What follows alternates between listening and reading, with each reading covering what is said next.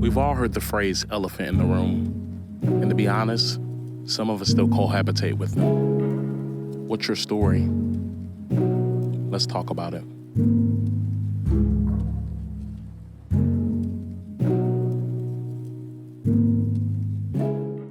What's up, everybody? Welcome back to another episode of Elephant Stories Podcast. I'm your host, Romellis Wilson, and I have a very, very, very special guest with me today, and a longtime friend and somebody who I've really valued throughout these years, and we've had quite a gap throughout those years, actually. So we'll talk about that Yeah. too. Ooh. But Mekela is somebody I've actually known for the majority of my time actually in California. I moved out here coming up this August on, I think I'll be reaching my 10-year mark. And me and Mekela actually met during our time at APU, Azusa Pacific University. Go Cougars. Right, go Cougars. Maybe a little bit because I'm still Maybe. I don't know. we'll talk about it. I've been Yeah, following. listen, come on, Anyway, but Stay where you are, Cougars. right, please. But we've had a very interesting and unique friendship too, because we met in college and we were really cool and pretty close back then, and we both were in the music program. I know you did. You were vocal performance specifically, right? Vocal performance, specifically classical. There you go. Opera. Yeah, Mhm. classical vocal performance. So we didn't cross paths often because my music platform, our expert area, was a little bit different. But again, during a period of time, whenever we got into like the 2017, 2018 era of the introduction of politics, of the election of Trump and Joe Biden, that whole aspect was kind of going on. We ended up splitting as friends and kind of going, in a separate direction during that time. So that's always been a really unique aspect of our friendship, and I think a really unique aspect too of our dynamic too, as two Black individuals who completely disagreed politically during that time. And that was one of the major reasons I wanted to kind of have you on this podcast, because we have obviously since reconciled and have grown into two adults who can mature and have conversations, talk about real life and really talk about these things.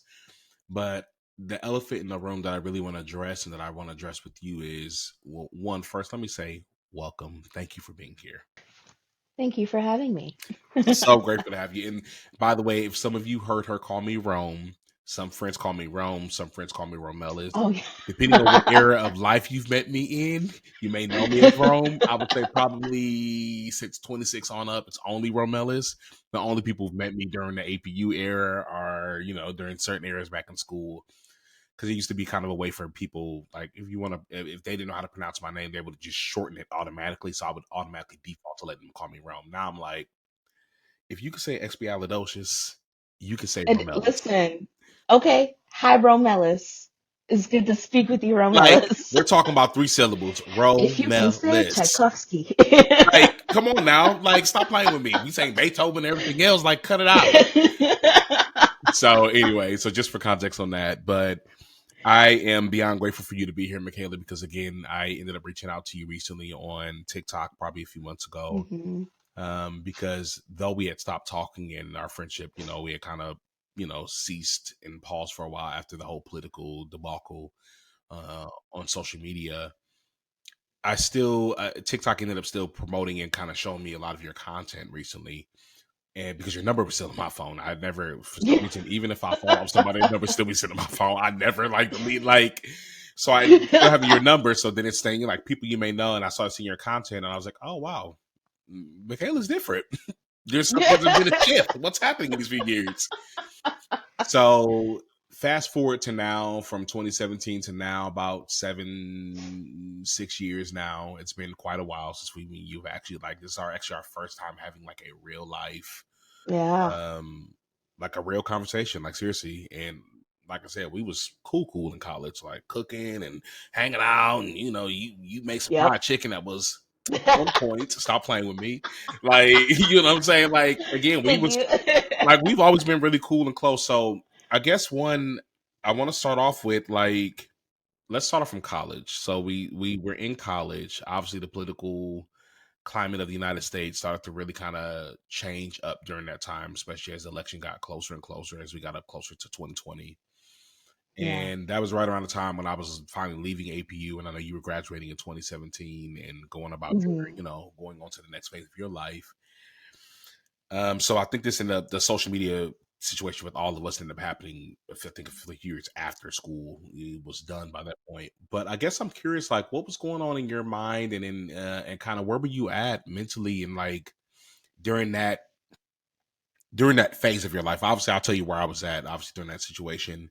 But like, where were you kind of at? Like, how were you raised, and what was kind of led you to be to the place where you were at? Because I know during that point, I guess to give everybody context, during that point, you were pretty staunchly conservative, and I know your family was as Hmm. well. And obviously, we were going to a Christian university, so there were a lot of different individuals who were varying levels of conservative, and obviously, me growing up, fundamental Christian Pentecostal church, like I had elements of conservative uh, beliefs even within myself too.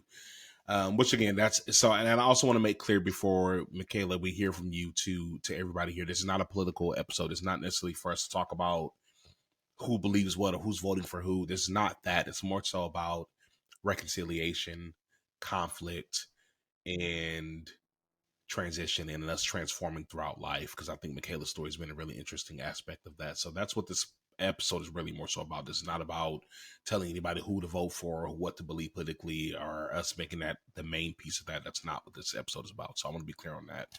So anyway, Mekela, to get back to your piece from you, explain to me how what was the, as a conservative young Black female during that time, like what was the journey and your process up until that point?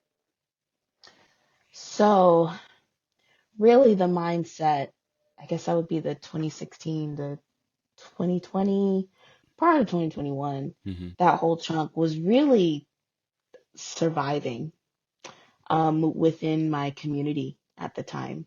Um, I'd grown up with conservative parents who are still conservative, um, registered Republican voters, both of them Black. My dad's African American, my mom is Caribbean American. Um, and I grew up in predominantly white church spaces, which were predominantly conservative. So that was my upbringing Was your for, community also predominantly white as well? yes, Mm-hmm. predominantly white, secondarily Latino. So in where I live and where I grew up, African Americans make up only about 3% of the population Mm-hmm. in this area. So there weren't a lot of, and that's 3% today. It was likely even smaller about 20 years ago. Yeah. So probably 1 to 2% of the population. So like we were the Black people. Um, the church I grew up in, they used to proclaim that they were a diverse church because the word diversity was starting to become a buzzword at the time, right? So leaders would be like, well, we're a diverse church. And it's like, fam, let's think about this for a minute. The Asian demographic you're talking about is literally one family. They all related. In fact, most of them live in the same home. So, So what are we like, talking is about? that really diversity? Right, right. Also, the Black demographic, they also related. Okay? What's going We're, on? What are we talking about? like, you keep using that word. I don't think it means what you think it means, Right, you right. know? But at the time, I was like, yeah, we're diverse. Not even really connecting the dots of, like, logically, we're not. Yeah. Like, there's a Black family at this predominantly white church. There's an Asian family at this predominantly white church. Mm-hmm. And then there's a sea of white people. Mm-hmm. Um, but I grew up conservative. I was homeschooled from second grade through 11th grade with a Becca book I did not know that. curriculum. I did not know that. Okay. Yeah, listen. So yeah, yeah. The reason I was told was that public schools, one, couldn't keep up with me due to my undiagnosed neurodivergence at the time, Mm-hmm. but I was too fast for them. Um, and they couldn't give the time that that I needed to really start learning and engage in schoolwork. Mm-hmm. Also, this is around the time when voices like Focus on the Family are starting to tell Christian parents public schools want to indoctrinate your children to believe evolution and to basically become a Democrat, Yeah. right? Which is a huge no-no in evangelicalism, if you're aware. So it sounds like And mid early 2000s. It sounds like around that area. mhm, Got it. yep, early 2000s. Mm-hmm. And my parents wanting to do right by me decided to homeschool me. So I was homeschooled from second through 11th grade, and then I went to a private Christian school for my senior year because they just wanted me to have some type of high school Yeah. experience, like go to prom, go to homecoming, go to games, have these classes, do these extracurriculars before going off to college, which I'm thankful that I had that year. That was a good year, and I think I did need that to kind of acclimate to being around people instead of just me. I'm an only child, Right. so Add that I was context. it was just me being homeschooled. So you So grew up in a very specific bubble, let me say, if that I guess if you can yes, call it that, but a very specific world. very specific Mm-hmm. world. Yes, Okay. for sure. So all that leading into 2016, which was I think that was my senior year. Mm-hmm. Yeah, my senior year in at APU, and I was with most people during the election of like I'm neither Clinton nor Trump. Like I don't like my choices, literally anybody else. Um, but then we all saw that Trump won, and my family. Okay, real interesting thing. My family really wasn't on board with Trump, but some of them voted for him just because all the other evangelical voices were like, this will be a good choice, and vote for him because he wants to legislate your beliefs. So Trump says he's pro-life, so vote for him for that reason. Trump is homophobic, so vote for that reason. Was Like there much of? I guess I'm curious on because I've always been curious on again the line of thinking. Was there much like because I know as time has went on, there's been new things that have popped up, whether it's critical race theory or these other factors that they've been able to mhm, focus on highly to kind of say that's the reason why we really want to vote for Trump or it may be. But during that time, like you said, I think it seemed like for most part, most people were pretty neutral. Like, we have to mhm. vote for the lesser of two evils. We don't really like Hillary, but we don't really like, and again, I think a lot of people weren't expecting for Trump to end up being the actual candidate. So once It he started did, as a joke. well, yeah, it was like It started as a joke, so but it's a joke that got out of hand. my question to you is where did you start seeing the transition where people started taking it seriously, especially from the conservative perspective? Because again, during that time, I had backed up from a lot of politics, and again, I had left APU right after that time as well, and was like, okay, and thank God I did because it was getting too crazy politically wise. Mm. But I guess that's why I'm curious more so from you on your end. Where did it start? Where did you start? What was some of the line of thinking that you saw? The line of thinking, so the people that weren't on board yet got on board when he became president. Yeah, So like literally the following morning they announced Trump won. That's when people got on board. It was very on my end in my community, it was very quick. mm. Um, So throughout the election process for you, like earlier on, really, okay, yeah. Yeah. And the line of thinking was like he says he's pro-life, and he wants to reverse Roe v. Wade. He says he wants to build a wall and make Mexico pay for it. And that sounds like a great thing, right? Sarcasm, please. right, right. Pure I got sarcasm in my voice. Um, he, I don't know what his stance was on same-sex marriage. I feel like it wasn't as big as the prior no, election. no. Um, but they it's really interesting because I know some of the conservatives who were really loud about the Obama era being pro same-sex marriage were really loud about how against God that is. Meanwhile, Trump uh, allows Mm-hmm. uh, non-straight politicians within his camp, and conservatives just didn't really talk about it. It Mm. was like it was just kind of like we'd rather he didn't, but you know what? Save the babies. we'd rather he didn't, but tell Mexico to pay for the wall, So you this know? sort of justification you were constantly seeing, Right, right. or turning a blind eye to certain aspects, where it's like if we're going to hold anything to a moral and integrity standard, then let's do it all the way. Then not in these partial ways, which don't wrong. It's Exactly. human nature to do that, but I see the point that you're of what you're trying to talk Yeah. There was, I'm sure this has always been around, but I saw more of the single issue voting happening, where like this one issue was really important for them. So even if all the other things weren't that favorable, so long as voting for this guy gets them what they want on this one thing, it's worth it. Um, Let me ask you, and I know I'm asking a lot of questions, so I know some of my people listening are probably like, "Why are you asking?" But again, these are because again, this is a real life, like a live, real time conversation because we haven't really been able to talk. And I guess I'm curious from you mhm, as a Black conservative. I feel like for you during that time, it was more so. It sounded like it was more so a product of your environment and what you had kind of been taught. yeah, And again, growing up in a very specific bubble, only child, homeschooled, and then on top of that, we went to a Christian university, Christian like university in a Christian high predominantly school, white area predominantly white area. area, and even APU was like a bubble in Azusa where it was this predominantly white Christian school, which I didn't even know when I decided to go there because I swear to you, on the tour, APU looks so diverse. They must have hired students to be around that.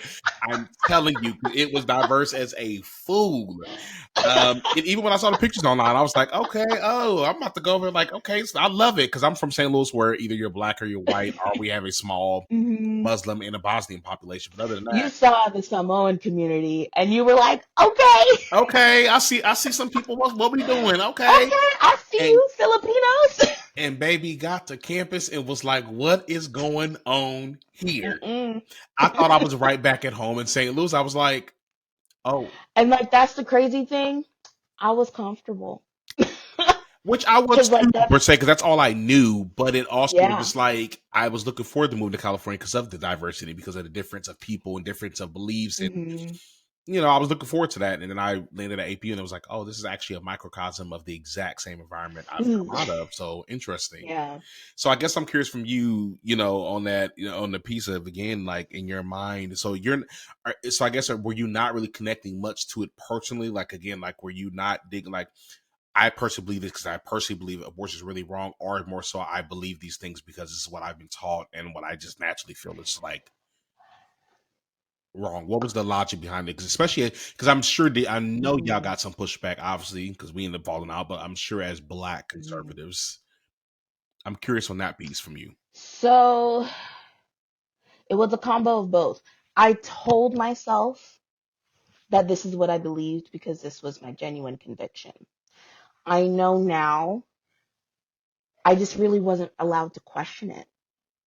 I Mm. could not question why women should have the right to choose for what they want for their body. I was given a very specific, uh, not story, caricature. I'm the words failing me right I know now, what you're but like saying, but I outline. abortion equaled evil. Yeah, There was no nuance. There was no this 16-year-old child is not ready to be a mother. yeah. And the adoption trauma that would likely happen for their child or any child that's not wanted. And I don't want to say wanted as if that's a bad thing, but it's like some people are just not ready to be parents yet. But like that nuance did not exist in my world. That did not exist growing up. If you got an abortion, you sacrificed your child to Satan. Like Or even if you even ended in a position, you were somehow a whore, or you somehow were exactly like you what were somehow you what were you wearing? doing, or what were you wearing, or what? Hmm. How did this somehow end up being your fault, especially as the female? Like how did this end up being And your? like that narrative, that's the word, Yeah, narrative. That narrative coexisted with there is grace if you've had an abortion, there is forgiveness. But it's just like the same people saying that are the same people calling you a devil worshiper because you got an or a abortion. murderer. Not being curious, exactly, calling you a murderer, not being curious of like, do they have the means to raise a child well? What's the health of this child? What's the quality of life once they're born? Like all the questions that that a birthing person would have to ask if they're choosing to have an abortion. There's no nuance, no curiosity, no compassion. But I told myself that I had compassion for the unborn life, Mm, that I was their voice, their advocate, because nobody else cared. But as soon as that baby's born, we don't really care. You don't exist anymore. The unborn life is the most convenient demographic or oppressed demographic to advocate for because they don't need anything from you for 9 months. yeah. They don't need a thing from you. Yeah. Their parents do, but their parents are murderers. Like, so I told myself, not just with abortion and being pro-life, but literally anything conservative believes, that I truly believe that I had done the research, that this is what I believe, but I wasn't allowed to question it. So research that I did was all about confirmation bias, not actually trying to learn new information and develop my own ideology from that. Um, so I say that 2016 to 2020 period was really survival, because these people that I've looked up to in my family, teachers, people I went to church with, are all saying that Trump is this godsend. So I need to be on board. Yeah, like just be on board. Don't rock the boat. Yeah. Um, like I had a lot of trust for people that I loved. And I think it was the assumption of seeing these people saying that they want to honor God. Mm-hmm. And I had previously seen them do that before Trump. It didn't raise red flags for me. Like for a lot of people in 2016, a lot of people started deconstructing because of the response from the church that they saw to Trump, Yeah. right? They're like, no, this man is highly problematic. Why are we calling him God's man, and Mm-hmm. just bouncing? But there were no red flags for me. And I think part of that is also because I grew up in a predominantly white space. Um, assimilation was the deal for us, basically. Assimilate or Mm-hmm. you have no community. So really, what I'm really hearing from you is something I read about years ago in this one book by Brene Brown called "Brave in the Wilderness," and she talked about in this Mm, book this concept of belonging, mm, and especially within the church, and more specifically, she had a section in this chapter where it was from another author who had kind of wrote this little excerpt in there, Jen Hatmaker. And she talked about again this wilderness experience that she had went through, and it reminds me kind of similar to what you're talking about, where Brene Brown pretty much went on to kind of explain, her and Jen to explain the concept of when our belonging is threatened. mm, That'll make us, not do or act or make decisions again because it threatens your actual belonging. And what you're essentially describing is, again, like not only was this your environment that you were reared in, but everybody that you even looked up to or the people that are all surrounded you. Again, there was no questions around who this individual was. And I think, again, during 2016, the part wasn't necessarily that Trump is a Republican or whatever. Maybe it was more so like there was aspects of who he was and his character that weren't aligning with what we had been told and conditioned to believe our entire lives. And that's the part that wasn't making mm-hmm, sense for a lot of believers, which I think, to your point, started this deconstruction phase for a lot of people.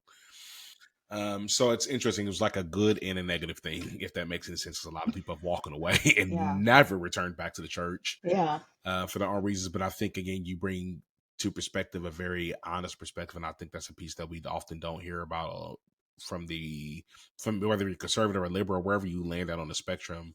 A lot of people believe what they believe. I personally believe out of belonging, out of not questioning it, out of a lack of curiosity. And the lack of curiosity is also out of a necessity to survive. We often have to, we don't ask questions because, again, if you ask questions, is dad going to blow up at me? Is mom going to react to me that way? exactly. So you I learn mean, that conditioning, and then church reinforces that. And then again, because mm-hmm, too many questions means, are you questioning authority? Are you questioning this? And it's not really that you're even questioning authority. It's just they may not have the answers for the questions, and whatever that does to their ego, that's about them, but mm-hmm, they're going to reflect it back onto you, and then we end up mm-hmm, in these situations that we're in. So exactly. And at the time, I was still living with my parents too. So it wasn't even just the community was threatened. There's the perception that my livelihood, my personal well-being could be threatened. I don't think, now, not to say that like my parents would have thrown me out had I like really started questioning things. I don't think they would have done that, but it would have gotten real uncomfortable, It would have felt deeply unsafe uncomfortable, for sure. so unsafe, Hmm. and I, I was like, I can't risk it. I Mm, can't risk it. Um, like there was too much to lose, quite frankly. And asking questions would just upset everything. It wasn't until there was a light at the end of the tunnel that I really started feeling safer to start asking the questions and being like, girl, what do you actually believe? Because got you. you seeing some nonsense right now, right? Like you know it's nonsense. We really got to parse this out. In that case, and that's the piece that I'm more so curious for you, personally, what, because like I said, this isn't an episode to be like, let's hate on Trump or hate on, like, it's nothing about that. I'm more so specifically, I'm going to talk to you about your specific unique experience. And as you talk about the nonsense, when did it, because obviously right around, like I said, during the election, me and you ended up falling out. I forgot what even happened. I remember I think you had, Something with COVID, I probably made some kind of post that was so ill informed. because you were making quite a few posts during that time. And I was like, Mekela, Listen, I was sharing Ben Shapiro. I was sharing Candace Candace Owens. Owens, listen. I Which again, listen. it doesn't. I don't mind that different people have different beliefs. Again, I listen. I'll check Hmm. out Ben Shapiro just to hear what they believe and to hear kind of their thought process. And again, Hmm. I know where I personally landed. Again, this is not about my political beliefs, but I know during that time you had posted a lot of like again posts, and it wasn't again. I grew up in a Pentecostal evangelical church, so again, I come from a slightly conservative background already myself. But it was more so again some of the things that were just that I felt like they weren't humanizing people. And I remember I seen certain, I forgot what post you had posted, but it was, I was like, I'm going off. I'm jumping right up in It this was comment something. session. It was something. And then from there, your dad commented, I think your uncle had commented, and then next thing you know, we all was in there and another mother bleeping thing. And then next thing we all going, you know what I'm saying? And I look back now, I know I don't know where near fair strongly politically as I did back then. Obviously, I think that time was just really heightened, and then from there, that's when we ended up not Nobody talking. in that conversation had the maturity for it. Yeah, it If was a we're hot mess. nobody Like had it. we all were It was, clowning. That's all I'm saying. We all it was again, and I remember after we all that, had big feelings. period, big feelings. And then after that, I think I don't know if you end up removing me from Facebook or whatever. Then maybe I don't know. I We ended up. probably did. Yeah, no, no, no, no. Yeah. Like That makes sense. We that was seems like my beefing. MO. I'm just Hey, like, I'm at I it. can't do it. Right. Let me upload. Period. Because you already knew. But no, I totally get it now. And now, again, like I said, looking back in hindsight, I think again that time was just really just heightened. Again, I think there were a lot of fears, especially after the election of Obama. Hmm.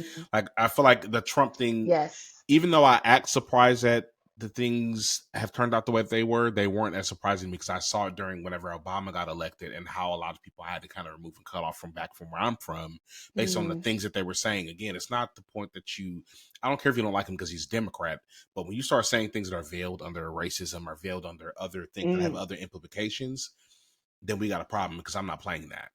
Um, Yeah. so I guess for you, just to kind of narrow back to that point of again where you said it started certain aspects started becoming nonsense for you. When was the shift from you? When did you start kind of having a transition in the mind, or when did you? Let me ask you this: when did you start actually Hmm. having more curiosity around? Wait a minute, what am I believing? Was it the loss of? Because I know I was the only person that you obviously because I know there were other people from our school that were commenting in that conversation. Was it the loss of Hmm. people? Was it the wait? Something's not adding up. Was it your relationship with church? Was it like what was the thing that kind of said, wait a minute? Something ain't 1 + 1 ain't equaling 2. I don't know. Like Mm. when did we start Yeah. introducing this the concept of what you mentioned as nonsense for you particularly? So for me, it didn't happen until 2021 or 22. Politically, it didn't start smelling like shit until Roe v. Wade was overturned. Mm, So, full disclosure, initially, I was happy because that's all I'd been taught, right. that Roe v. Wade was a scourge on this nation. Um, that God had basically cursed America because of it. So at the time, um, let me back up a bit. Late 2021 is when I started deconstructing my faith. Politics did not come into play until Roe v. Wade was overturned, and I think that was 2022. So this joyous occasion in my mind, I'm just like, wow, this is great. Like, God's really going to bless this country. But I'm on social media, right? And I'm on TikTok and Instagram, and I'm seeing people lament. And I'm sure they've been lamenting at the prospect of Roe v. Wade being overturned the entire time. But I had been conditioned to believe that that lament was just whining, was just complaining. But this time it was different. I was seeing it as actual despair and concern. What do you think made that switch for you mentally? I was actually hearing the stories. How So was it? Just the fact that, again, because it was related to women, or because, again, like you said, initially you were happy, and then now that you're hearing, was it because I know TikTok changed a lot of things for a lot of people. It exposed us to more stories and perspectives that I was very anti TikTok, but then once I finally got on, I was like, oh, there's a lot of information, different things on here. Same. So was it that? I Was was it because you got anti-TikTok. exposed to more of these stories and started seeing more of it, and it was in your face? And that's interesting with you being conservative, because normally the algorithm is only going to feed you an echo chamber, more things of what you're used to. So curious. Somehow I don't even know if it was intentional. It could just be that because I'd already started deconstructing my faith before, my TikTok was not an echo chamber. I was more curious of like, what do I believe? That's like I just like these voices that I used to listen to anymore don't sound like God anymore. So your deconstruction started before you even got to this point of the politics. So what initiated the deconstruction phase then? Or because, again, if that wasn't related to politics, then what was that the piece for you then? Sex and purity culture. And that's usually the case for women who are deconstructing. Usually the thing that starts it for them is questioning, what did the church teach me about sex versus what does the Bible actually say about sex, and how does purity culture fit into that? Because a lot of people had trauma during that time. So I came across this book from another podcast called The Great Sex Rescue, written by Sheila Ray Gregoire. And the podcast that was reviewing the book had read through some of the things that were in The Great Sex Rescue. So The Great Sex Rescue is a study, really, that was done on 20,000 women, which is unheard of for a study. The fact that they got that many people. Yeah, that's huge. And they asked these women questions about what they were taught by the church about sex, and whether or not they believed it, and if they believed certain messages, how did that play out in their marriage and in their sex life. I don't have the exact statistics with me right now, but many of the women who believed the harmful messages of men are the leader in the relationship versus you are equals in your marriage, there was a wider orgasm gap, there was a wider or a larger chance of that marriage ending in divorce. There was a greater chance of there being abuse in that marriage if it didn't end in divorce. And that was from the women who believed things like sex must be saved for marriage because the Bible says so. Or, yeah, basically the prosperity gospel of purity culture had harmful effects. And did you start realizing that in your personal life during that time? Once did this podcast that app, did it help peak it whenever you heard that? Yeah, because I heard some of the things, I'm like, oh, I believe that. But the statistics are telling me I've got a greater chance for divorce. I've got a greater chance of being in a relationship that's abusive. I wasn't in a relationship at the time. Yeah. There's a greater chance of of vaginismus, which is pain during sex, Yeah. if I believe these messages and I'm like, well, I want that. I Period. don't know. And that's real. I want that. Yeah. Exactly. The elephant in the room, y'all. That's what we're talking about. Okay. So I ordered the audiobook and I devoured it. I'm like, oh my gosh, this sounds more like a loving plan from God about what sex it looks like in marriage. At the time, I believed that sex was specifically only for marriage. Um, I no longer believe that now, and you can cut this part out if you want. But No. um, but looking at the evidence and being like, okay, in light of this evidence, let's actually go back to the Bible. Let's look at the context. Let's look at the original language. Let's look at the history. What is God saying here? Oh, it's not meant to be this hard. Right. It's not Or meant to be this complicated. dangerous Yep. for women. Marriage and sex should not only benefit the man, you know? And so I read that book, and that really opened the door of like, what else do I believe? Like, I don't. Let me ask you this then, really quick before you continue. Was it because what I'm hearing is it sounds like, yes, there was this mental moment of like, oh, wow, this, I really resonate with this. But it sounds like some part of you as a woman and some part of your, it sounds like something within your body. Because again, a lot of this has a lot to do what I'm hearing, even as a theme that you're talking about again of the sex and purity culture. And I've talked to a lot of my female friends who've also navigated that same environment. Mhm. And I think again, it seems like there's something that is finally clicks with your body because again, I don't think we often talk about the body Yes. and the trauma that the body often holds on to, and I feel like a Mhm. lot of women, especially Black women, the trauma that's stored Mhm. in their body, and I feel like in a lot Yeah. of times, even when these moments, it's never. I feel like sometimes again because you can present facts to a lot of people whether they're super far left leaning or right leaning, and it not really mean anything, but somehow those facts and that episode resonated with you, and that's what I'm curious on for you. Did you feel like it was something that's like resonated in your soul? Like, I don't, something about my spirit, this feels like this is a part of safety that maybe I've never really felt as a woman, and that resonated? Or do you feel like it was just Mm. like kind of more so like just the facts and the information just made that much sense to you, and it just was presented in the right way that it was like, okay, I'm gonna go with this? Or was it like there's something deep down that I've never felt fully safe as a woman, or whatever the deal may be? Like, I'm curious on what that was Yeah. for you. I think it was initially more evidence and facts that had never been presented before. I'd always known what evangelical men believed the Bible had said, and a lot of these men really did not have a grasp of the language, Mm-hmm. really did not have a grasp of the history. They would, it would seem like they did, that they had an understanding of the original language. So like this word in Greek means this in English, and there it is in black and white. The Bible's very clear on Yep. this.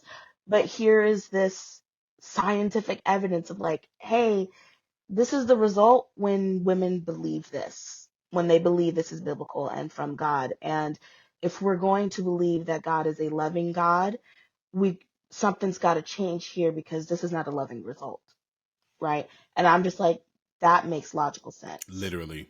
Yeah. That makes sense. Like if God is not a God of confusion, if God does not contradict himself, why is his creation being harmed by something that he's dictated? Because it seems very like logical again, like okay, if the divorce rate is the same exact rate or if worse in the church as it is in the world, then what are we talking about? Hmm. Like it Exact, like it's not, listen, the come math on. isn't mathing. And I think It's not again, like it's mathing. like off every time I even growing up in the church, you're like growing up often like, ladies, y'all need to cover up, you need to dress like this. And it's like, why is it so equally unbalanced that the responsibility solely is falling on it's how I dress? Now, if I was a woman, I have no control over whether I'm shapely, curvy, Mhm. have breasts, hips, Listen. booty, or whatever it is. And you as being as a beautiful Black woman, you know what I'm saying? Like, so like you have Yeah. no control over that, and then to be regulated and constantly be told that it's your problem and it's Hmm. your responsibility to Exactly. manage what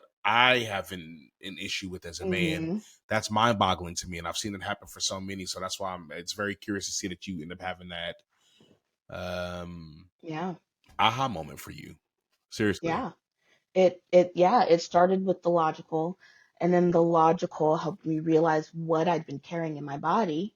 I'm just like, I don't think this is what God intended. Like there's no way. There's no way that this is what that God intended for me to have all this shame after his finishing work on the cross. Like it's just So you it, personally it connected to it wasn't because you had shame even within yourself so around much shame. I mean, sexuality like and even yourself as a even person? with my body, Yeah. I I'll be honest, I had a breast reduction in 2019. They were too big, Yeah. just way too big, and they had been since I was in middle school. I remember you posting about, I So think you from, posted about that, right? Yeah. oh, I was happy. I was so happy. I was like, bye. But like from middle school up into my 20s, I carried this shame of I've got to cover up my body. But like I'm trying to cover up a middle schooler's body when they're not making clothes for a middle schooler with this problem. Mm. So like it was just I was socially awkward, uncomfortable in my body, and here's the church telling me to cover up because men can't control themselves or boys can't control themselves. That like if I have a little bit of cleavage and somebody's gawking at me, that's my fault. I'm just also like, well, then why would God give me this issue? Why would God create my body like this? Like that doesn't make sense, and that's too much for a child, but okay, thy will be done. Yeah. All right, cool. But now I'm just like, that was never mine to carry, ever. Like that, if men and boys were drawn to me just because of my body, that's their problem. And I got on board with that real quick.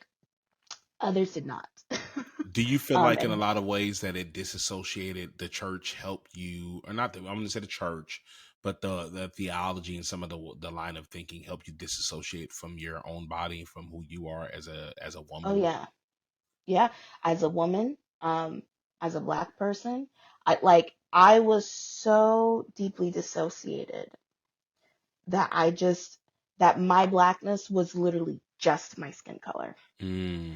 In my mind, racism wasn't as bad. So my skin color was just this little demographic on my driver's license, but I'm just a human being, right? There I was no had intersectionality, basically. none, Mm-hmm. none whatsoever. So I I think that helped block out any traumatic experiences I had growing up that may have been due to my race, because I don't remember any, but I didn't consider myself black either. So I likely missed blatant racism because couldn't be me. I'm just a human being. I'm a child of God, you Mm. know. Um and like that's also why 2020 was also a rough year, because we had George Floyd. Um But in my mind, I'm not black, but I look black, so I can tell other black people how they should be conducting themselves. It was very much respectability politics going on. Mm-hmm. That was ingrained in my psyche, in my body. So 2021, I start deconstructing that. I'm starting to get connected with my body as a woman. I'm starting to get connected with my body as a black woman, because purity culture rules are also steeped in racism. Okay. Like just in general, black girls are most likely going to get dress coded than their white Yep. peers, um, which I am sure happened to me often. Or I forget the name of the resource, but there was this resource big in the late 90s, early 2000s that would like try to teach girls how to dress modestly by saying like, are you dressing preppy or are you Mm. dressing ghetto? I'm not kidding. I'm not kidding. Modesty was preppy, immodesty was ghetto. Which is very strong language and has deep implication. Loaded. So loaded.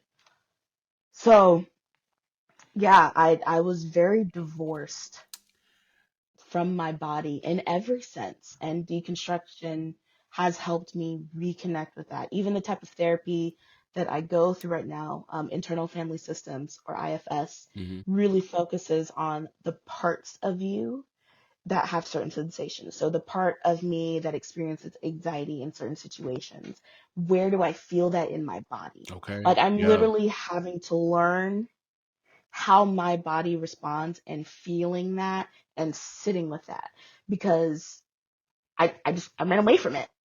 You run away from anything uncomfortable. It really wasn't until, because what I'm really hearing, even throughout this conversation, what I've heard over and over from a lot of women, but I feel like until you were confronted with your own intersectionality and you were able Hmm. to actually acknowledge the full humanity of who you were, not The just full that humanity of who I was, of who other others Black people people were. were. Yes. Like as soon as I was able to name it within myself, I saw it everywhere. I'm just like, oh, Until you were confronted with your own intersectionality and you were able to fully see yourself as a whole human being versus the theology hmm, that you were reared under that only saw you as a fraction of a person. exactly. Let's go back. And then when you're seen as a Uh-huh. fraction of a person, and when you're seen as this, again, just this idea, you live in under that realm. That's why you weren't able to see the racism or see these things. Again, there's a lot of things I didn't see either because I was reared in a lot of those type of environments as well. Yeah. And you don't see them until you're like, and then once you see them, you're like, holy crap, I can't unsee this. One, it's like Hmm. liberating, and the other, and it's like, oh my God, why did you do this? I'd rather just not even know. Like, are you kidding me? Like, this sucks. But Literally, but I think the listen, part, oh my gosh. yeah, Romance because it's on the like it's scene. nuts. Like, Cause I have this thought constantly of just, it's really weird, but I miss how naive I used to be. okay, because you can't go I back. miss I can't unsee what I done No, seen. I seen it. I seen too much.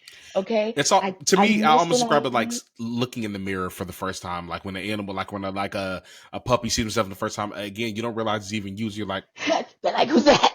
oh my God, that's actually me. And I feel like for you, like what you described to me was you finally being able to, as you started your deconstruction faith and you started this journey, you started seeing, okay, well, how's the sexual purity culture and how have these elements have, even as Hmm. a woman, again, and I didn't even realize, totally forgot that you had a breast reduction until you mentioned it, because I'm like, you did talk about that.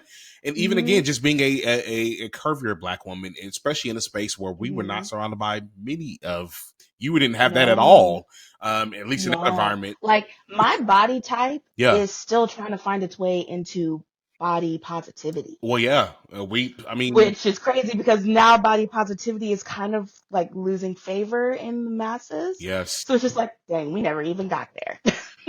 There's still so much work to be done. we got close. Now look at Lizzo, like talking about, like, it's just like we keep ending up in these situations where it's just like, so I guess the part that I find most, again, just intriguing is once you finally realize and we're able to wake up to the fullness of who you are, not this fraction or this outline that you have been handed since a young child, not who your parents Hmm. wanted you to be, not who church taught you to be, not who your communities told you that you ought to reflect, or that you ought to Yeah. reflect just this outline of who you are. Don't see color, don't see race, don't see any of the other Hmm. aspects that are actually impacted, because again, at the end of the day, it's just like you now being a wife. You're a wife, but you're also a cousin, you're also a Hmm. friend. And so we understand the intersectionality, and you all, for some of these terms that we're talking about, whether we're talking about intersectionality or deconstruction, intersectionality is just simply talking about the identities that we have. Like, I am a male, but I'm also Black, I'm also a brother, I'm also a cousin. Like, all those intersections Hmm. all add together and curate how people view me or receive me. I'm a Black male and I'm dressed in a sweater like this, but if I had on a hoodie and black sweatpants, I would be perceived in a totally different way. So that's what we Right. mean by intersectionality. Those elements, meaning even simple elements of how you dress and how you look, combined with other factors such as Hmm. your skin, such as your hair, such as the way you look, such as your height, to determine how people interact and engage or deal with you, and how it impacts how you're received and dealt with in the world. So I want to make sure we're clear on that. And same thing with Hmm. deconstruction. That's simply, as Mekela's talking about deconstruction, simply, again, we talk about as a way of, she had been talked about, again, how she had been taught what beliefs, she's been conditioned. Again, it's not Hmm. necessarily wrong. We're all taught that. Our parents are the gods that we know growing up. They teach us the framework. Hey. They teach us, what we know. So we believe, again, and on top of that, we also were dependent on them. So of course, my survival Yeah. depended on you. So I'm not going to threaten that by going against that. And on top of that, for the most part, I believe what you believe. But the deconstruction phase ends up happening because it's almost like if you bought a house and you bought your parents' house. Okay, Mm-hmm. great. Yeah, you have the house, you have the old structure, but this house is built in 1972. I bought the house in 2024. I want to remodel this house.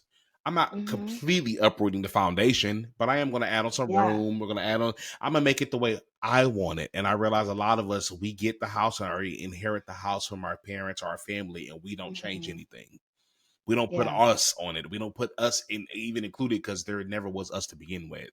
Because a lot of us grew Right. up in very enmeshed, very codependent dynamics, and I think especially even within the Black household, especially when you are often growing up in survival mode, depending on which background you're from, it's even more enmeshed.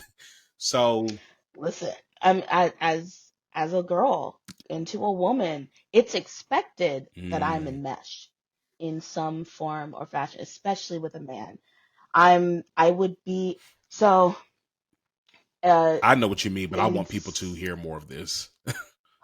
so like because I'm a girl, Yeah, right? I am my father is my protector until I get married. right. And by married, it is assumed in a heterosexual relationship Yep. to another man. Hmm. I am heterosexual. I am married to a And man. you identify as a Um, cis. but in that perspective, Hmm. I I was not in charge of me. I'm never in charge of me. My father's in charge of me until my husband is in charge of me. You're an If extension. my husband it yes. If my husband's not able to be in charge of me, either he passes or there's a divorce, I am my father's responsibility again.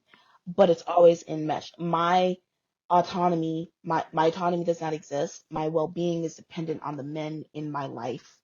Um yeah, like so just by virtue Mm-hmm. of the body parts I have. Mm, Truly that's it. Because of a straightforward English biblical translation of certain texts. right. Like I don't permit a woman to speak. There's even question on whether that's actually part of the original text, whether or not Paul actually wrote that. Um, there's I know it's in First Timothy. It's the verse about modesty.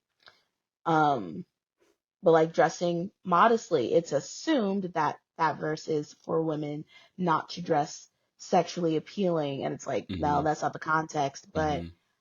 the powers that be won't tell you that. Right. And if you question it, as I have, they will make sure you know that no, this is about sexual modesty. It's crazy because what it's doing is calling the other party, and I think it's calling fellow men to have equal parts of accountability and responsibility with the Exactly. process. And I think that's the piece that, again, I think if we really go back, King James version, it's King James version because that's literally his own interpretation of how they translated the literal text in scripture. Do we not understand that? And that Hmm. literally The means that there's, name James was King James's request. There's no disciple like, named James. He just wanted his name in the Bible. and But he the added King his James own version is interpretation. the best version? And he What? added his own interpretation of it. And that's what I'm saying. Like, again, Which isn't there a verse in the Bible that's like, don't do that? and the crazy thing Don't is, add an iota. going to a school You like add an AP, iota. like you changed it. Don't change.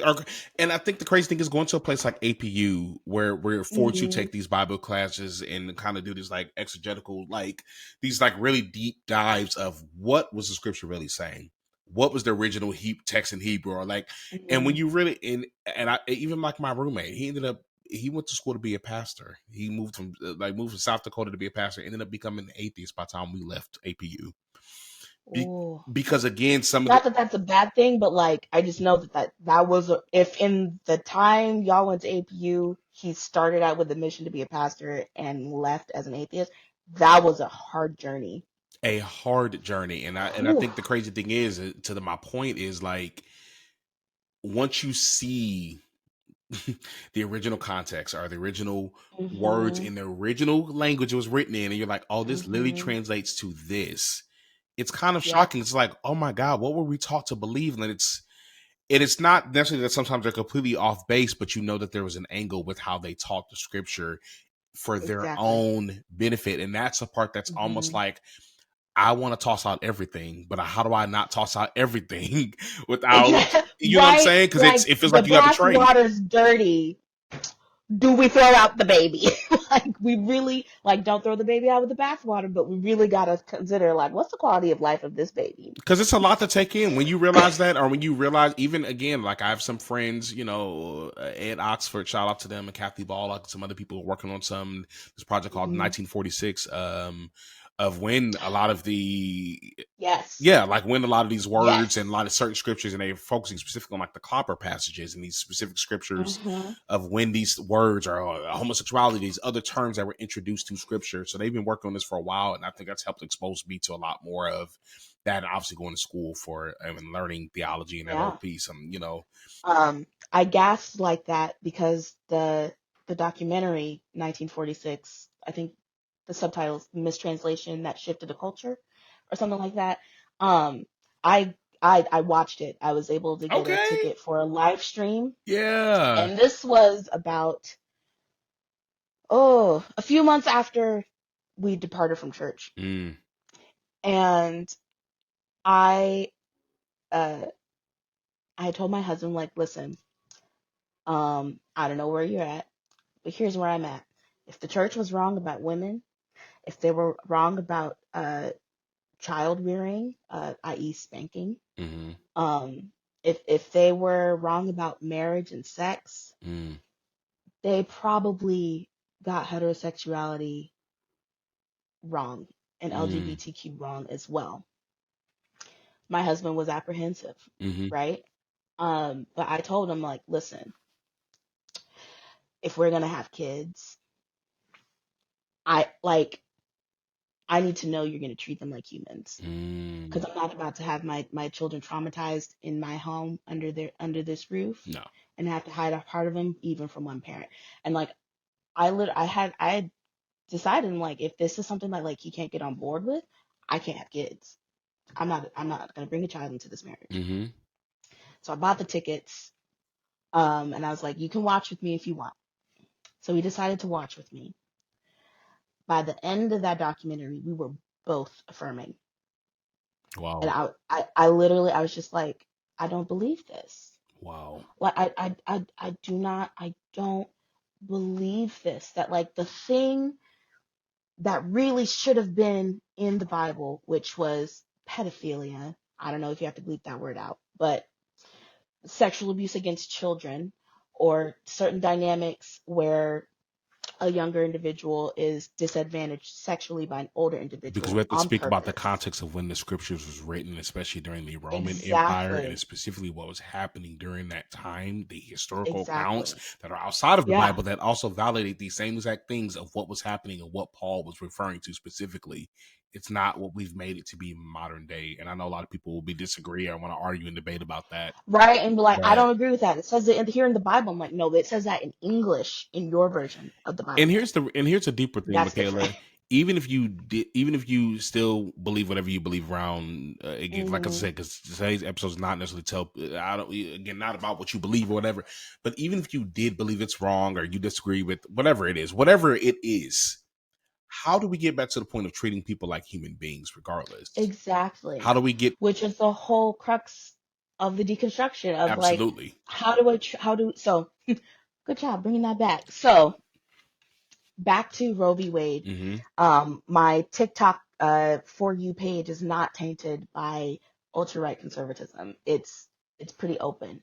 The TikTok algorithm starts feeding me stories from women who have uh, decided to have an abortion, and I'm hearing for the first time their reasoning.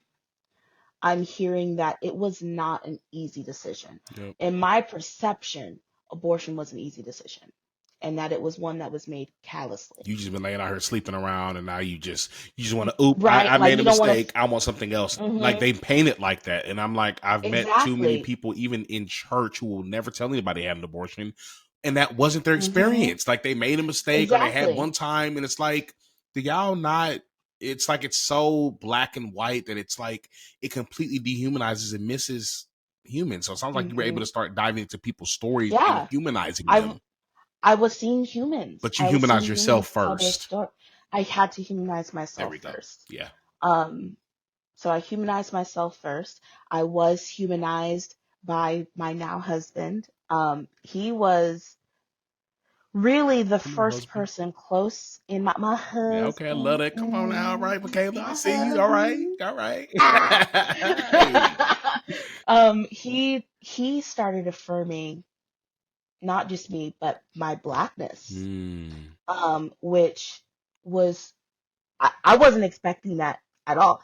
My blackness wasn't even being affirmed by my own black family. So I'm certainly not expecting my blackness to be affirmed by this skinny white gamer dude Mm. who is really attractive to me. Okay, But hey, like it's not right, my blackness, right, But yeah. like he tells me, he has been telling me our entire dating relationship and marriage, you are a whole person. Mm. And for me that's profound.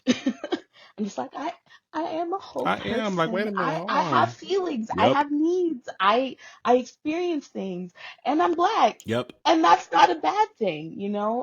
For my birthday, first birthday when we were dating, he got me a birthday card that said Black Girl Magic, and that seemed so simple, but for me that was huge. Like even things that were like Black Girl Magic, Black Boy Joy, anything that seemed to esteem blackness, I was taught was wrong. Well, because you had I was been conditioned to erase it for most of your life, so it's almost exactly like, like I've been conditioned to yeah. assimilate Mm-hmm. to white supremacy.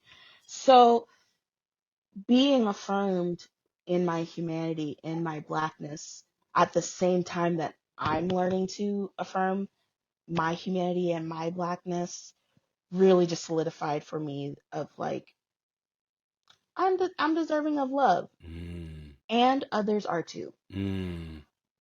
And so hearing women and birthing persons stories of making really difficult decisions when it came to getting an abortion and being faced with what will the aftermath be now that it's left up to the states, and there are some women in states who just don't get access to this kind of health care. Yeah.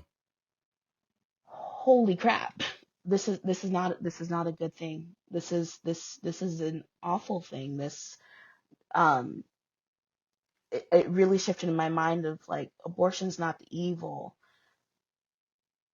Depriving people of their humanity and their ability to create a life worth living, that's the evil.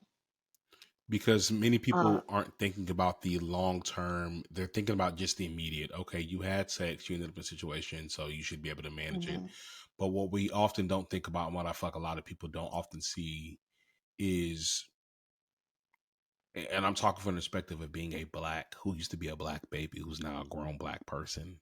mhm, If people who focus on the unborn, but once they're born, your life and your experiences and how you're experienced and dealt with and treated and experienced in the world is a wholly different experience. right.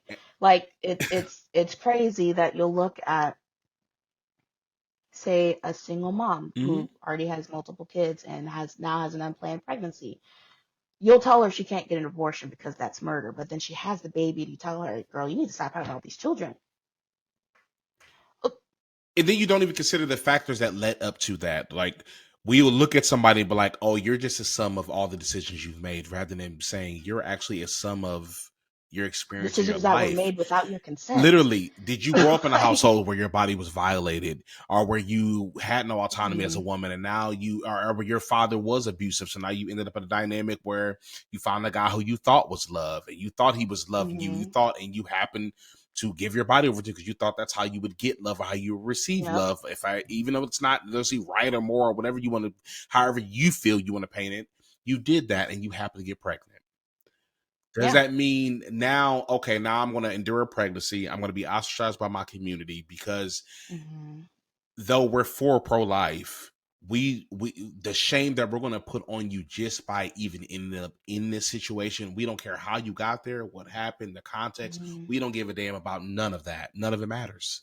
All what that yeah, matters is that you're here, and we're going to shame the hell out of you the entire process. And then once you yep, have the baby, you'll have limited resources. You'll have a government that does mhm, not really support you. Hell, don't let it be a baby that is born either of poverty or of color, depending on which community of color you're born to. And Mm-hmm. you will have even less accesses, resources, tools to so many other things that will support you. And the craziest part is none of the context of why your situation mattered will matter. It'll only matter Yes. that you were in it, that it happened, and now it's your responsibility. And all we care about is this baby, and depending on what that baby looks like, don't let it be a black or a brown baby or a baby from again a community or even let's be real, since they don't want to talk about it, a poor white baby, like like though your privilege is different still, but again, Mm-hmm. same thing. You guys It's are in too the same close. boat as us. We're not in a different like, and I think that's the piece that I Mm-hmm. don't feel like a lot of them have really, and it's not about, and when I say them, I'm not talking about conservatives or people who believe, again, I get why people feel the way that they do, even on whether you're for abortion or not for abortion. I understand, I've heard all Mm-hmm. the reason, the logics, but it's more so again, how do we get to the place of humanizing individuals and realizing that it's more than just a black or white, and how do we get to a place of actually practicing curiosity and Yeah. seriously like letting people be human and regardless of whatever you feel. Because again, as I hear you describe again the line of thinking and a lot of certain, again, as I grew up in the same and like similar environments, like again, it's we're not going to question it because it's too hard to question it because we may not have an answer, and that answer may lead Mm-hmm. to more questions, and that more questions may lead Mm-hmm. to what we It's perceive a as it's slippery slope. this proverbial, we're standing on this proverbial cliff or this edge, this heretical cliff Mm-hmm. that we assume that we're, even before moving to APU to move to California to go to APU, oh, Bible colleges, all this negative context around it, and oh, Mm-hmm. they're school's gonna just this fear, this deep Yeah. seated fear, and that's what I've seen a lot of.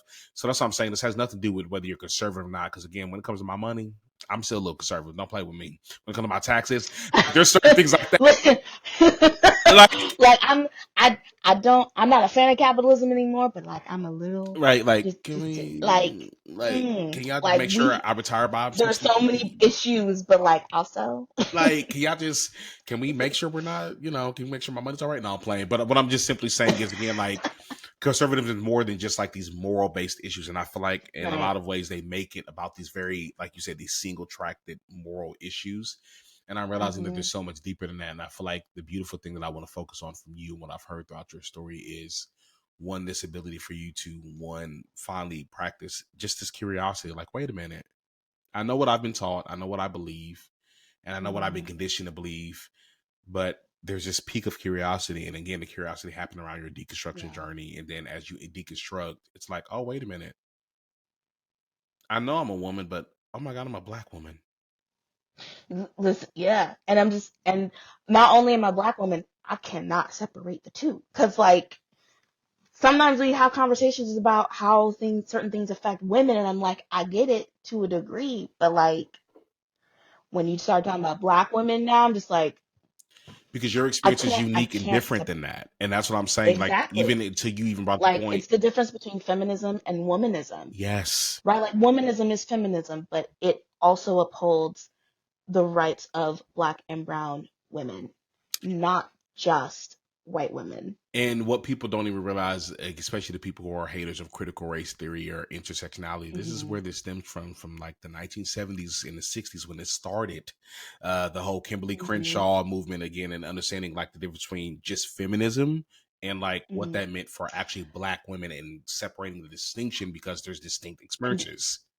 even before with the suffrage movement, a lot of what we would consider our early feminist leaders were unfortunately Racist. racist. Very. Like, not only did they want rights for women, great, they were pissed that black people got humanity first. They were literally just like, why are these black people Yep. getting freedoms before we do? And it's like, Yep. pause.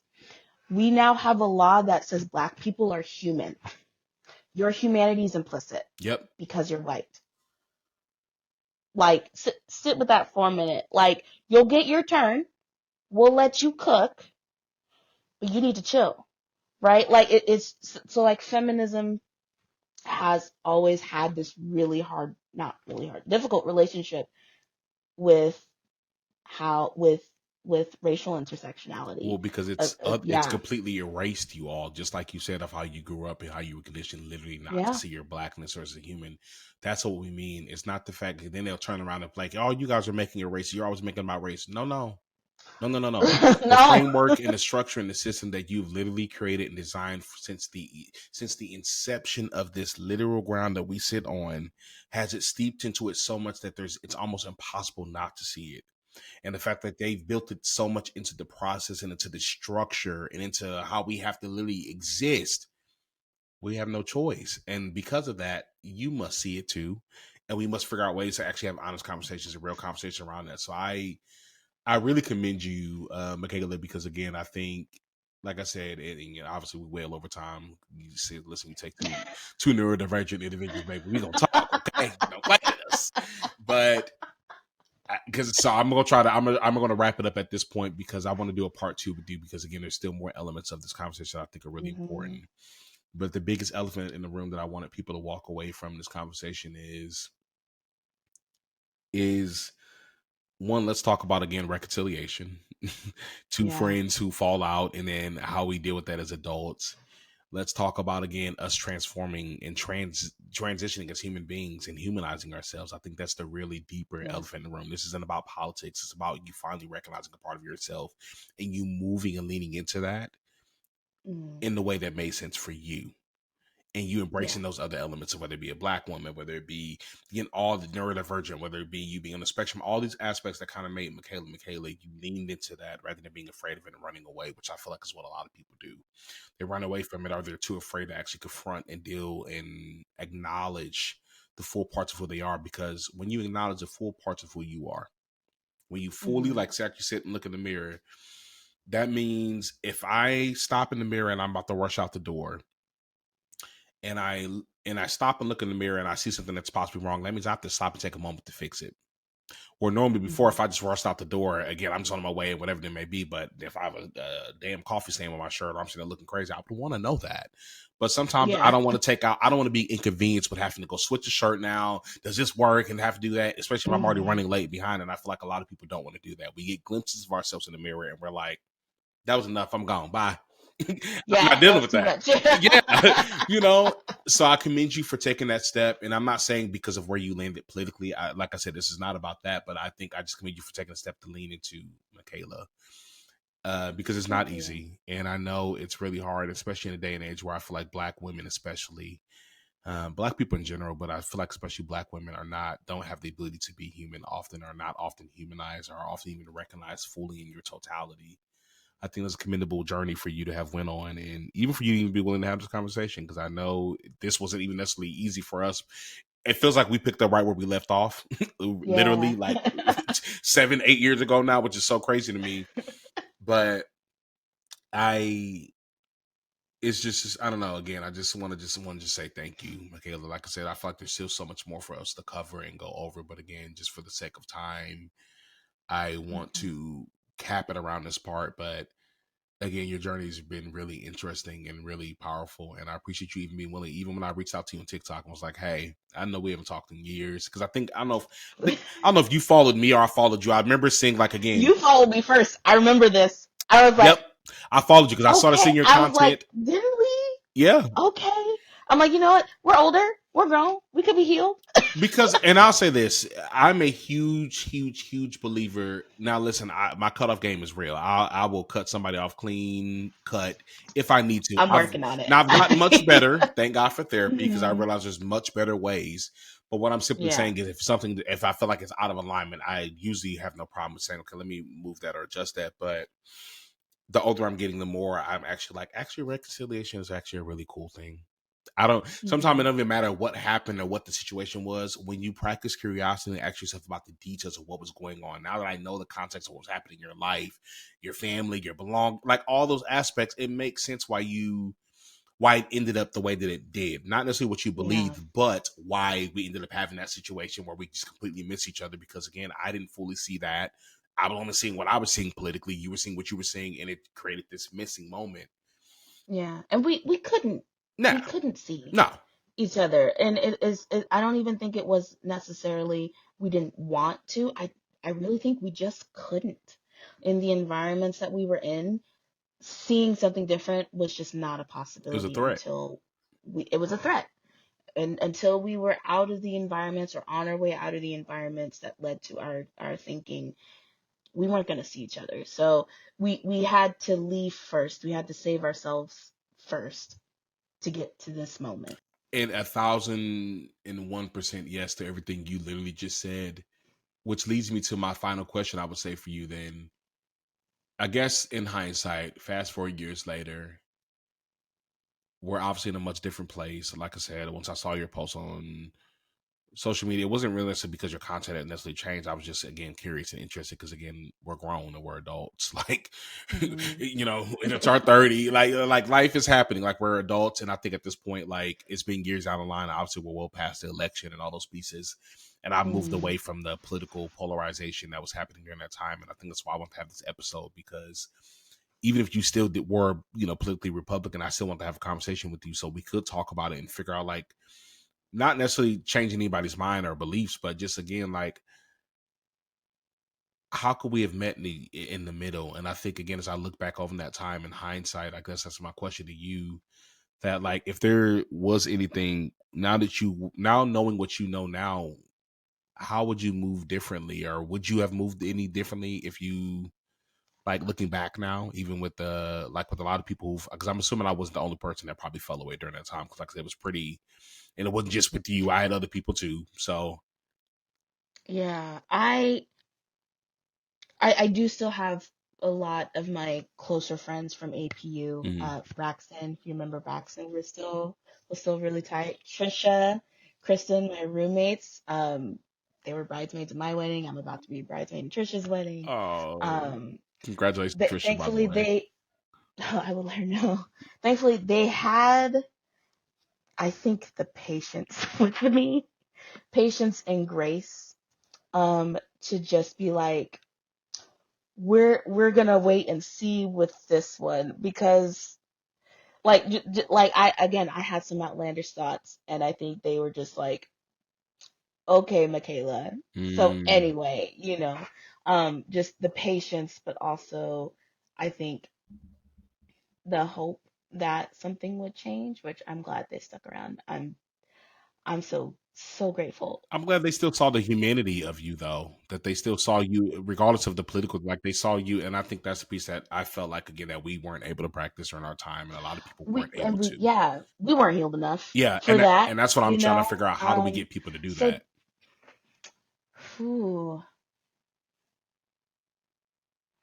I think if people can get to a safe place not necessarily geographically, but just emotionally, um, community wise, Hmm. to just start asking the questions that they've been wanting to ask. Like, how does this line of thinking affect people later on down the line? Um, I think just becoming curious, but it's really hard. I Some days I'm still baffled that I'm even where I'm at now, knowing where I started, and I'm just like, that could have gone somewhere. Like, I could still be so steeped in Yeah, my harmful beliefs. But over time, I got curious enough. I got curious enough to know to want to ask, like, what do other people actually believe? And how does their life, what they've experienced, what they are experiencing, how does that affect what they believe? Like, literally. how does honoring another person's experience above your own? It does not negate your experience. It just means they also had an experience. And being able to look at that experience and not center yourself in it. Like, honoring yourself and decentering yourself seem like they don't go hand in hand, but somehow they do. Yep. Like, you honor yourself, but decenter yourself from everyone else's life. I think that's where compassion can come in, and that's where shifting and changing for the better can come in. And also, like, just, I don't know where that train's gone. I don't know where No, I that train was think going. no, but I think again, I hear what you're saying, and I think that's yeah. I think ultimately like honoring yourself and honoring being figuring out a way to be authentic to yourself. Yeah, You know what I'm saying? yeah. And that's not easy to do, especially when you're not even taught that you're a full or a fully functioning Mhm. human being, or that especially I think as a woman, then especially as a Black woman, when you're taught that you're basically an outline, and other people get to fill in Mhm. that outline, not you. And I think Yes. that's the difference where now you're not doing that, and now you have the opportunities to keep doing what you're doing. So again, Mekela, I just want to say thank you for this conversation, because it's always eye opening, and I think again to have this conversation this many years later, I've learned a lot. I love differently, regardless, even if you believe differently or whatever people believe. I love Mhm. in a different way, to where now your belief doesn't personally threaten me or make me feel a certain type of way. Yes. Now, Yes. if it's personally threatening my safety, then yeah, that's a different story. Yeah. Oh, we gonna that's have to deal with that. that's a different conversation. If you threaten my safety, if you threaten someone else I love, Or that's all a different if your conversation. belief has the ability to threaten my safety as another human being or as a people group, Mhm. and that's what I don't think people also realize. They think, oh, it's just what I believe. But if your belief is literally can possibly cause genuine harm to another people group, meaning like Yes. through oppression, through suppression, through whatever it means, that's Mhm. not what that we need to be able to have enough sense to question that. Yeah. So all that to say, I just want to say thank you for coming on again. There's so many other aspects I want to talk to you about, even about again your friends loving you through again through you all having such varying different. Because obviously I know several of the people you named off because I'm friends with them too, but having different beliefs than what you did during that time, and you all still remaining friends and being able to how you navigate that space. So we'll do a part 2 because I'm going to have Mekela back on, because there's so many other aspects that I want to talk to Mekela about, and that I want to talk to you just around your story around the neurodivergent, me also finding out later in life being neurodivergent and on the Mhm. spectrum and ADHD and all these things, and finding, especially as two Black individuals, from a Black male perspective, from your perspective. And again, Mhm. I know you all hear me talking about Black male, Black women. Like I'm gonna be real. This is elephant in the room. We're gonna talk about each person that comes on here, whether you're a white woman, whether you're trans, whoever you are, it will be from your perspective, and that's what we're gonna talk about, because Mhm. that's what we're going to deal with, the elephant in the room. So just want to give everybody Yeah. context. This isn't a specific set for only Black people or anything like that, but this is, again, that's the conversation we're going to have. So I would love to have you back on so we can talk more about that aspect. But thank you so much for joining me, Mekela. It has been an absolute, Thank you for having me. girl, listen, okay, like it's been an absolute honor and a pleasure, and I'm always grateful for your insights. And I think again, as I've seen your TikTok and seen, again, just you've always been, again, just amazing with your words and with again with how your brain works and the things you Thanks. share. So that's why I want to have you on here, just to see the perspective and to see the shift and just to kind of see where we're at now, and to have an honest conversation around this, because this is stuff that a lot of people have cut each other off during that time and have never talked again, or Yeah. never had these conversations and never figured out what was really going on both ends or what we were really thinking. And I wanted to have this conversation. So I appreciate you for being bold enough and courageous enough and transparent enough to actually have it. So thank you. I love you, my Thank you. friend. I'm grateful for you for Love you joining. too. And thank you all for joining me for this episode of Elephant Stories Podcast. I would love to hear from some of you all. If you have thoughts on this episode, feel free to write in. You can write in at info@elephantstoriespodcast.com. Or if you want to join and jump on and talk about a conversation and talk about a real elephant in the room or a story, I would love to, to talk to some of you all and have deeper conversations, because that's the purpose of this podcast, is to talk about the things that we all know is there, but we don't really know how to talk about, or it's not safe enough to talk about. So anyway, until next time, you already know what to do. But thank you for everything. Thank you for joining me. And as always, don't let that trunk hit you on the way out. Until next time. Bye, y'all. Alrighty, y'all. Thank you so much for joining me for today's episode of Elephant Stories Podcast. It has been a pleasure to not only engage in this story and engage in this conversation, but also to have you all along for the journey and to have you along to lend your ear and your time and your energy for this story. So thank you so much. I really appreciate it. Before you go, if you enjoyed today's episode, if you enjoyed the content, if you enjoyed the story, if you found parts of you in the story, if you feel like this is something that can help support somebody else in their own journey as they're navigating their own story or their own elephant in the room, I would love for you to share this episode. I would love for you to send it to somebody. I would love for you to engage in the content, whether it's dropping your thoughts in our social media platforms on TikTok or Instagram. We want to hear from you, and we want to engage in your thoughts and what are the elephant in the room that you all are dealing with, and what are your thoughts on today's episode. So please feel free to engage in this content. And also, one last thing.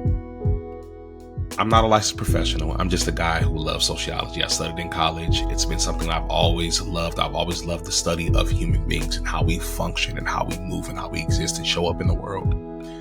So that's it. If you are in need of professional help or you need seriously some mental services or anything like that, please feel free to reach out to us at info@elephantstoriespodcast.com.